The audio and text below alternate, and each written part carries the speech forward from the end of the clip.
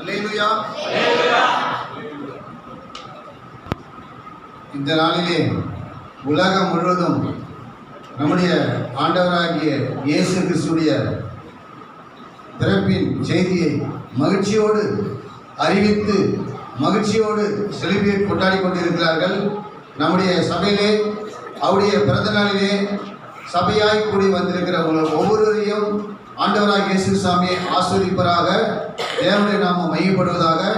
நாம் இப்பொழுது வருஷத்துக்கு நேராய் நம்முடைய சிந்தனைகளை திருப்பிக் கொள்வோம். லூக்கா எழுதின சுவிசேஷம் 2ஆம் அதிகாரம் 10வது வசனத்தை வாசிக்கிறோம்.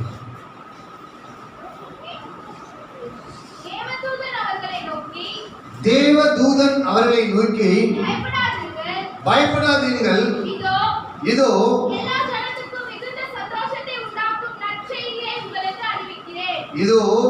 எல்லா ஜனத்துக்கும் மிகுந்த சந்தோஷத்தை உண்டாக்கும் நற்செய்தியை உங்களுக்கு அறிவிக்கிறேன். தேவதூதன், தேவதூதன் என்றால் ஆண்டவரால் அனுப்பப்பட்டவன், ஏஞ்சல். தேவதூதன் அவர்களை நோக்கி, எவர்களை நோக்கி சொல்லுங்க, எவர்களை நோக்கி? மேய்ப்பர்கள், ஷெப்பர்ட்ஸ். அந்த மேய்ப்பர்களை நோக்கி, பயப்படாதீர்கள், பயப்படாதீர்கள், டோன்ட் ஃபியர், பயப்படாதீர்கள், இதோ எல்லா ஜனத்துக்கும், எல்லா ஜனத்துக்குன்னா ஒரு குறிப்பிட்ட தனிப்பட்ட மனுஷனுக்கோ இல்லை ஒரு குடும்பத்துக்கோ இல்லை ஒரு நாட்டுக்கோ தேசத்துக்கோ அல்லது ஒரு மாவட்டத்துக்கோ, இப்போ ஈரோடு மாவட்டத்துக்கோ இல்லை சத்யா நகருக்கோ அவர் பிறகுல உலகத்தில் இருக்கிற எல்லா ஜனத்துக்கும், வேர்ல்டுல அவரால் உண்டாக்கப்பட்ட எத்தனை ஜனங்க இருக்கிறாங்களோ எல்லா ஜனத்துக்கும் மிகுந்த சந்தோஷம், அதாவது மோர் ஜாய், அதிகமா மிகுந்த அந்த சந்தோஷத்துக்கு அளவே இல்லை. அந்த சந்தோஷத்தை உண்டாக்கும் நற்செய்தியை, good news, good report, good headings, good செய்தியை, நற்செய்தியை உங்களுக்கு அறிவிக்கிறேன் என்று என்ன சொல்றாரு? இந்த தேவதூதன் அந்த மேற்பிலை நோக்கி சொல்றாரு. இன்னொரு வருஷத்துக்கு எல்லா ஜனத்துக்கும் மிகுந்த சந்தோஷத்தை உண்டாக்கும் நற்செய்தியை இவங்க உண்டாக்குறாங்க. ஆண்டவராகிய இயேசு கிறிஸ்து இப்ப பாத்தீங்கன்னா, என்னைக்கு மனுஷன் இந்த பூமியில யோபு சொல்றாரு, அதாவது தாய்மொழிய கற்பத்திலிருந்து மனுஷன் பிறக்கும் பொழுது அவனுக்கு என்ன இருக்கு? அவனுக்கு துன்பம் உண்டாகுது. அப்படி இருக்கும் பொழுது அந்த துன்பத்தை களைவதற்காக, மனிதனுடைய துன்பத்தை நீக்குவதற்காக, நம்முடைய கஷ்டத்தை நீக்குவதற்காக, நம்முடைய பாடுகளை நீக்குவதற்காக, நமக்கு ரட்சிப்பை கொடுப்பதற்காக, நமக்கு சமாதானத்தை கொடுப்பதற்காக, நமக்கு சந்தோஷத்தை கொடுப்பதற்காக, நமக்கு ஆசீர்வாதத்தை கொடுப்பதற்காக, நமக்கு பரலோகத்திலே இடம் கொடுப்பதற்காக என்ன செய்தாரு? ஆண்டவராகிய இயேசு கிறிஸ்து பிறந்திருக்கிறார். இதை காட்டிலும் ஒரு மகிழ்ச்சியான செய்தி உலகத்தில் ஏதாவது இருக்குதுங்களா? நான் எப்பவுமே சொல்றது, எவ்வளவு பேர் இந்த உலகத்தில் பிறந்திருக்கிறாங்க, எல்லாரும் என்ன சொல்லுவாங்க? எல்லா கடவுளும் ஒண்ணுதான் சொல்லுவாங்க. எல்லா கடவுளும் ஒன்று சொல்ல முடியாது. ஒன்றே குலம், ஒரு வழியே தேவன். உலகத்துக்கு சட்டப்படி ஒரே ஒரு கடவுள் மட்டும்தான் இருக்கிறார். அதுதான் நாம் ஆராய்ச்சி கொண்டிருக்கிற கர்த்தராகிய இயேசு கிறிஸ்து கர்த்தர் நாமத்தை மையப்படுத்துங்க. இந்த உலகத்துல எவ்வளவு பேர் பிறந்திருக்கிறாங்க, இந்த உலகத்துல எவ்வளவு பேர் வாழ்ந்திருக்கிறாங்க, ஆனா மறிச்சிருக்காங்க, யாரும் உயிரோடு எழுதுவது இல்லை. உலகத்துக்கு எல்லாருடைய கல்லறை மூடிதான் இருக்குது. ஆனால் நாம் ஆராய்ந்து கொண்டிருக்கிற நமக்காக பிறந்த ஆண்டவராகிய இயேசு கிறிஸ்துவின் கல்லறை மட்டும்தான் ஓப்பன்ல இருக்குது. அவர்கள் தூதர்கள் என்ன சொன்னாருங்க? நீங்க யாரை தேடுறீங்க? அவரு கேட்கும்போது என்ன சொன்னார்? இயேசுவை தேடுறேன். நீங்க தேடுற இயேசுங்கல்ல, அவர் உயிர் திறந்தார். இயேசு என்ன செய்தாரு? உயிர் திறந்தார். நம்முடைய ஆண்டவராகிய இயேசு கிறிஸ்து மட்டும்தான் உயிர் திறந்திருக்கிறார். இந்த உலகத்தில் யாரும் உயிர் திறந்ததில்லை. அதற்காகத்தான் இந்த உலகத்தில் பிறந்தார். சாத்தானை ஜெயிப்பதற்காக உலகத்திலே பிறந்தார். சாத்தானை ஜெயிப்பதற்காக உலகத்திலே பிறந்தது மட்டுமல்லாமல் அவர் சாத்தானை ஜெயித்து உலகத்திலே உயிர் திறந்தார். அப்ப என்ன செய்யறார்? தேவதூதன் அவர்கள் என்ன சொல்றாருனாக்கா, எல்லா ஜனத்துக்கும் மிகுந்த சந்தோஷத்தை உண்டாக்கும் நற்செய்தியை அவன் தேவதூதன் அறிவிக்கிறான். ஒரு வசனத்தை கூட வாசிங்கள். நீதிமொழிகள் புஸ்தகம் 15ஆம் அதிகாரம் 30வது வசனத்தை வாசிக்கிறாங்க. நீதிமொழிகள் 15:30. கண்களின் ஒளி இருதயத்தை பூரிப்பாக்கும், கண்களின் ஒளி இருதயத்தை பூரிப்பாக்கும், நற்செய்தி எலும்புகளை புஷ்டியாக்கும், நற்செய்தி எலும்புகளை புஷ்டியாக்கும். சில நேரத்தில் என்ன தெரியுமா செய்வேன்? நான் சூரியனை பார்ப்பேன். ஆண்டவர் எல்லாத்தையுமே உண்டாக்குனாரு, ஆனா சூரியனை அவர் தான் உண்டாக்குனாரு. எதனா கண்களின் ஒளி இருதயத்தை என்ன செய்தான்? பூரிப்பாக்கும். நற்செய்தி எலும்புகளை புஷ்டியாக்கும். நல்ல செய்தி, குட் நியூஸ் எலும்புகளை. அதுக்கு கால்சியம் டேப்லெட் வாங்கி சாப்பிடணும்னு அவசியம் கிடையாது. நேற்று ஒருத்தர் நான் பார்த்தேன், அவர் என்ன சொன்னார்னா, இது மாதிரி எனக்கு எலும்பெல்லாம் வலிக்குது, அதனால ஒரு நல்ல டாக்டரை பார்த்து ஒரு உள்ள எலும்பெல்லாம் வலிக்கிறதுக்கு ஒரு ட்ரீட்மெண்ட் போடுறதுக்கு ஏற்பாடு பண்ணுங்க அப்படின்னு சொன்னாரு. ஆனா ஆண்டவர் சொல்றாரு, நற்செய்தி எலும்புகளை குஷியாக்கும். இரவு பகலும் கர்த்தருடைய வேதத்தில் தியானமா இருக்கிற மனுஷன் பாக்கியவான். அவன் நீர்க்காலின் ஓரமாய் நடப்பட்டு தன் காலத்தில் தன் கனியை தந்து இலை உதிராத மரத்தை போல் இருப்பான். அவன் நினைப்பதெல்லாம் வாய்க்கும், அவன் பார்ப்பதெல்லாம் வாய்க்கும், அவன் பேசுவதெல்லாம் வாய்க்கும், அவன் செய்வதெல்லாம் வாய்க்கும். நற்செய்தி, கர்த்தராகிய இயேசு கிறிஸ்துவின் நற்செய்தி, அவருடைய வசனம் எப்படி சொல்றதா? ஆதியிலே வார்த்தை இருந்தது, அந்த வார்த்தை தேவனிடத்தில் இருந்தது, அந்த வார்த்தை தேவனா இருந்தது. அந்த நற்செய்தி எலும்புகளை புஷ்டியாக்கும். கைதட்டி கர்த்தர் நாமத்தை மையப்படுத்துங்க. எலும்புகளை good report makes bones healthy. அந்த போன்ஸ் ஹெல்த்தியா இருக்குனாக்கா ஆண்டவருடைய வசனம், அவருடைய குட் ரிப்போர்ட், அவருடைய குட் நியூஸ், அவருடைய நற்செய்தி எலும்புகளை புஷ்டியாக்கும். அதுதான் ஆண்டவராகிய இயேசு கிறிஸ்து இந்த உலகத்திலே பிறந்தார். இன்னொரு வசனத்தை கூட வாசிங்க. நீதிமொழிகள் புத்தகம் 25ஆம் அதிகாரம் 25வது வசனத்தை வாசிங்க. தூர தேசத்திலிருந்து வரும் நற்செய்தி, தூர தேசத்திலிருந்து வரும் நற்செய்தி விடாய்த்த ஆத்துமாவுக்கு கிடைக்கும், விடாய்த்த ஆத்துமாவுக்கு கிடைக்கும், குளிர்ந்த தண்ணீருக்கு சமானம். அதாவது தூர தேசத்திலிருந்து, ஃபார் எக்ஸாம்பிள் வந்து அமெரிக்காவில் வந்து ஃபாரின் வச்சுக்க, அந்த ஃபாரின் தூர தேசத்துக்கு வரும் நற்செய்தி எப்படி? விடாய்த்த ஆத்மா. விடாய்த்த ஆத்மானா தொய்ந்து போன ஆத்மா, ரொம்ப வீக்கா இருக்கிற ஆத்மா, ரொம்ப கஷ்டத்தில் இருக்கிற ஆத்மா. அந்த ஆத்மாவுக்கு கிடைக்கும் குளிர்ந்த தண்ணீருக்கு எப்படி சமானமா இருக்கிறதோ, உதாரணத்துக்கு பார்த்தீங்கன்னா ஒருத்தன் மறிக்க போறான்னு வச்சுக்கா, அவனுக்கு தண்ணி கொடுத்தா எப்படி இருக்கும்? ரொம்ப சந்தோஷமா இருக்கு, தாகமா இருக்கும்.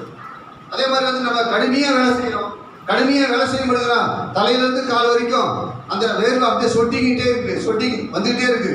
அப்படி இருக்கும்பொழுது ரொம்ப களைப்பா இருக்கிறோம், ரொம்ப தாகமா இருக்கிறோம், ரொம்ப கஷ்டத்துல வேலை செய்யறோம், கொஞ்சம் தண்ணி குடிச்சா நல்லா இருக்குமே அப்படின்னு நினைக்கிறோம். அந்த நேரத்தில் வந்து ஒரு கோல்டு வாட்டர், குளிர்ந்த தண்ணீர் கொடுத்தா எப்படி இருக்கும்?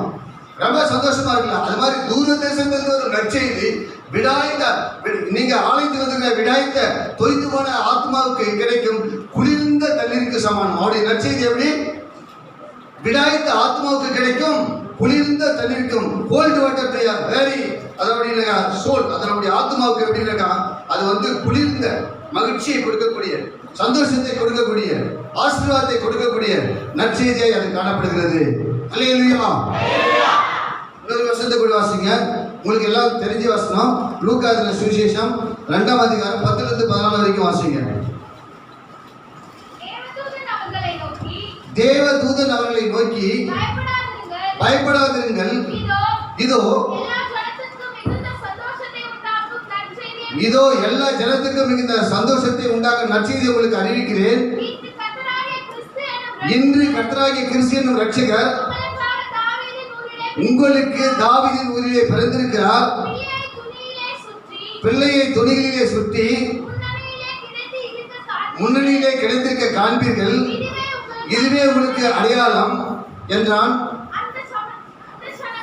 அந்த சனமே பரமசேனின் திரள் அந்த தூதருடைய தோன்றி உலகத்தில் இருக்கிற தேவனுக்கு மகிமையும் பூமியிலே சமாதானமும் மனுஷர் மேல் பிரியமும் உண்டாவதாக என்று சொல்லி தேவனை துதித்தார்கள். அவருடைய நற்செய்தி எப்படின்னாக்கா, அந்த இப்போ நான் பாட்டோம், அந்த பாட்டை திரும்ப பாடுங்க.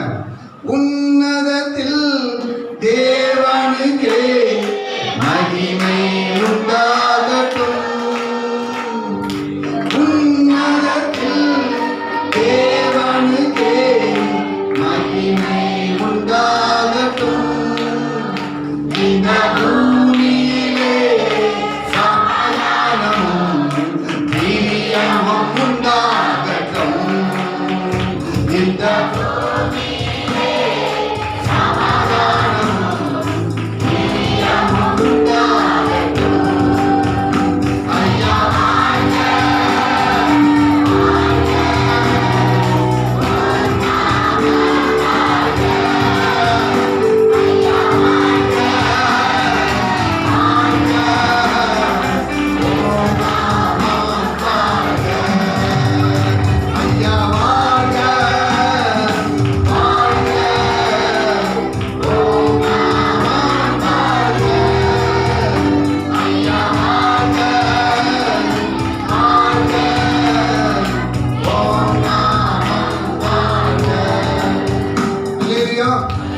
இயேசு கிறிஸ்துவின் நற்செய்தி எப்படி இருக்கா, அவர் இந்த உலகத்துல பிறந்ததுனால தேவனுக்கு மகிமை.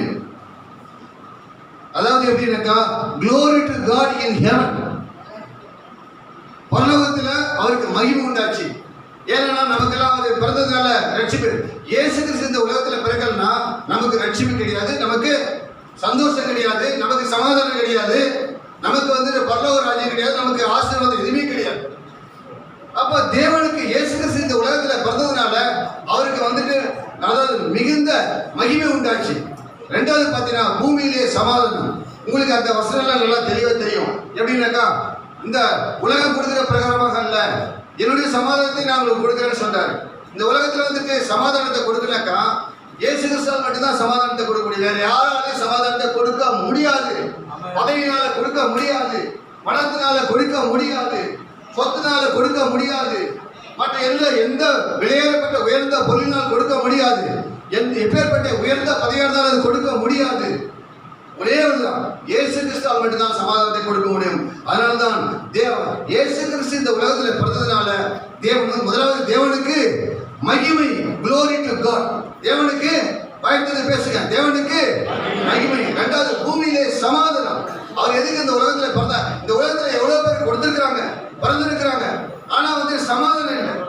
அவங்க பிறந்தனால துக்கம் தான் இருக்குது, அவங்க பிறந்தனால வேதனை தான் இருக்குது, அவங்க பிறந்தனால கஷ்டம் தான் இருக்குது. ஆனால் இயேசு இந்த உலகத்துல பிறந்ததுனால சமாதானம். அவர் உயிர் தெழுந்த முதல் வார்த்தை என்ன சொல்றார்? மகதலேனா மரியாளுக்கு எனக்கு ரொம்ப மகிழ்ச்சி. 12 சீசர்கள் கூட இருந்தாங்க, அவங்களுக்கு கூட அப்படிப்பட்ட ஆசீர்வாதம் கிடைக்கல. 7 பிசாச மகதலேனா மரியாதை 7 பிசாச துரத்தாரு. ஆனா அவங்க ரொம்ப வாஞ்சியா இருந்தாங்க. வசனம் சொல்கிறார், மானானது நீரோடலை வாஞ்சித்து கதறது போல தேவனே என் ஆத்மா உண்மை வாஞ்சித்து கதறுகிறது, கல்லறையிலே கதறி கொண்டிருந்தார்கள். அப்படிப்பட்ட மகதலேனா மரியாளுக்கு ஆண்டவர் என்ன செய்தார்? முதலாய் காட்சியளித்தார். முதலாய் காட்சியளித்தது மட்டுமல்லாமல், மகளே உனக்கு சமாதானம், மகளே நீ வாழ்க என்று சொன்னார். அந்த சகோதரி தான் சென்று சிசுகளுக்கு சுவிசேஷத்தை அறிவிக்கிறார். நான் மிகைப்படுத்தி சொல்ல, எனக்கு ஜென்ஸுக்கு பிடிக்கும், ஜென்ஸுக்கு லேடிஸ் அதிகமா பிடிக்கும். ஏன் லேடிஸ் அதிகமா பிடிக்கிறாக்கா? அவங்க ஆண்டவர் மேல அதிகமா பாசமா இருப்பாங்க, நேசமா இருப்பாங்க, அன்பா இருப்பாங்க, ஜெபிப்பாங்க, இடம் இருக்காங்க, ஜெபம் பண்ணுவாங்க. பெருமைக்காக திரும்ப சொல்ல, தங்கச்சியெல்லாம் இருக்காங்க. தங்கச்சியெல்லாம் அதாவது இந்த உரிமை நடக்க எல்லாத்துக்கும் ரொம்ப மெயின் காரணமே அவங்க தான். அவங்க தான் என்ன செய்வாங்க? பேக்ரவுண்ட்ல இருந்து ஸ்கூல்டைஸ் பண்ணிட்டு இருப்பாங்க. அப்ப அந்த அளவுக்கு ஆண்டவர் மேல உங்களுக்கு ரொம்ப வாஞ்சு. அப்ப ஆண்டவர் இந்த உலகத்துல பிறந்ததுனால பூமியிலே சமாதானம். அடுத்தது மனுஷன் ஆண், அதாவது முதல்ல தேவனுக்கு மகிமை, glory to God. இரண்டாவது பூமியிலே சமாதானம், ஆன் எர்த் பீஸ். அடுத்தது மூன்றாவது மனுஷர் மேல் பிரியம். அவர் நமக்கு பிறந்ததுனால எல்லாமே நான் அடிக்கடி சொல்லுவேன். எப்படின்னாக்கா, இந்த பரிசுத்த முழுவதுமே ஒரே ஒரு வார்த்தையில் தான் அடங்கிடும்.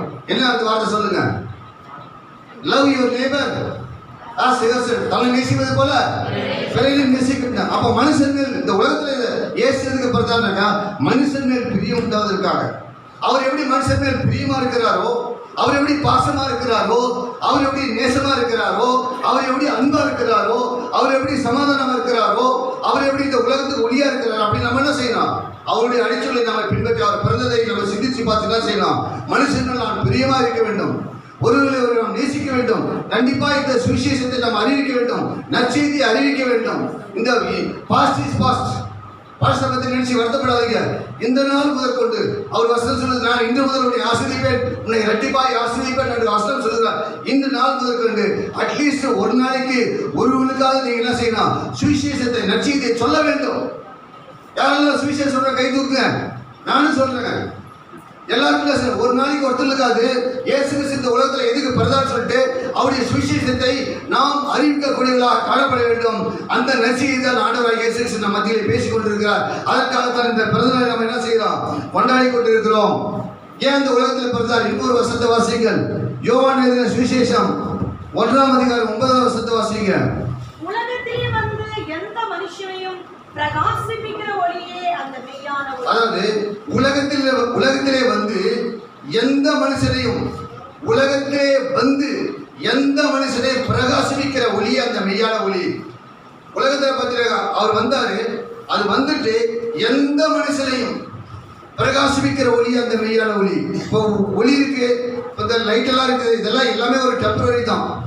நேற்றுக்கு நான் வீட்டில் இருந்த ஃபுல்லாக பத்திரா, முந்தா நேற்றுக்கு பத்திரா கோத்திரியில் ஃபுல்லாக சட்டை ஓடு, நேற்றுக்கு இங்கே வந்தால் பார்த்து நைட்டுக்கு இங்கே ஃபுல்லாக சட்டை ஓடு வீட்டில் 2 நாள். ஆனால் அதெல்லாம் பிறந்த நிரந்தரமான ஒளி நமக்கு கிடையாது. உலகத்திலே வந்து எந்த மனுஷனும், உலகத்தில் அவரால் உண்டாக்கப்பட்ட எந்த மனுஷனையும் பிரகாசிக்கிற ஒளியே அந்த மெய்யான ஒளி. அவர் பார்த்தீங்கன்னா ட்ரூ லைட். வாய்தான் சொல்லுங்க, இயேசு கிறிஸ்து இந்த உலகத்தில் எதுக்காக பிறந்தாரு? True light. வாய்தான் பேசுங்க. ட்ரூ லைட்னா உண்மையான ஒளி. அவர் தான் உண்மையான ஒளி, மற்றதெல்லாம் டூப்ளிகேட் ஒளி. உண்மையான ஒளி என்னக்கா, இயேசு கிறிஸ்து இந்த உலகத்தில் பிறந்த அவர் தான் உண்மையான ஒளி. அந்த நற்செய்தியை நீங்க என்ன செய்யணும்? அறிவிக்க வேண்டும். இந்த நாள் முதல் கொண்டு திரும்ப ஒரு தடவை சொல்றேன், ஒரு நாளைக்கு ஒருத்தவங்களுக்காக நீங்க என்ன செய்யணும்? இயேசு பற்றி சொல்ல வேண்டும், அவருடைய பிறப்பை பற்றி சொல்ல வேண்டும், அவருடைய அன்பை பற்றி சொல்ல வேண்டும், அவருடைய அதிசயத்தை பற்றி நீங்கள் சொல்ல வேண்டும், அவருடைய வருகை பற்றி நீங்கள் சொல்ல வேண்டும், அவருடைய நற்செய்தியை குறித்து நீங்கள் சொல்ல வேண்டும். சொல்லுவீங்களா? கேட்பீங்களா? எங்கேயும் கேட்ட குரலா இருக்கு. அல்லேலூயா. அப்ப என்ன செய்யணும்? அவருடைய நாமத்தின் மேல் நம்ம என்ன செய்யணும்? எந்த விசுவாசம் வைத்து எந்த மனுஷனையும் பிரகாசிக்கிற ஒளி அவருக்கு காணப்படுகிறார். இன்னொரு வருஷத்தை கூட வாசிங்க, எல்லாருக்கும் தெரிஞ்ச அதே அதிகாரத்துல 1:12, யோவான் 1:12. அவருடைய நாமத்தின் மேல் விசுவாசம் உள்ளவர்களாய் அவரை ஏற்றுக்கொண்டவர்கள் எத்தனை பேர்களோ அத்தனை பேர்களும் தேவனுடைய பிள்ளைகளாகும்படி அவருக்கு அதிகாரம் கொடுத்தார். அதாவது எப்படின்னாக்கா, ஏன் இந்த உலகத்துல இயேசு கிறிஸ்து பிறந்தார்னாக்கா, அவருடைய நாமத்தின் மேல் விசுவாசம், பிலீவ் பண்றது, ஃபெய்த்.